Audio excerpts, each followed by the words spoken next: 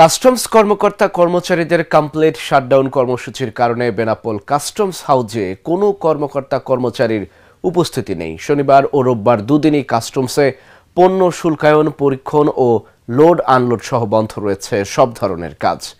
সবশেষ বৃহস্পতিবারের অনুমোদন করা ৬ ট্রাক পণ্য সকালে আমদানি হলেও কোনো পণ্য রপ্তানি হয়নি। কেন্দ্রীয় কর্মসূচির অংশ হিসেবে কিছুদিন ধরে প্রতিদিন অর্থ দিবস কর্মবিরতি চলছে বেনাপোল কাস্টমস হাউসে।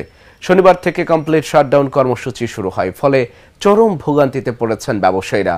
বাড়ছে পণ্য জট, বন্দরে আমদানি রপ্তানি বাণিজ্যে পড়েছে বিরূপ প্রভাব।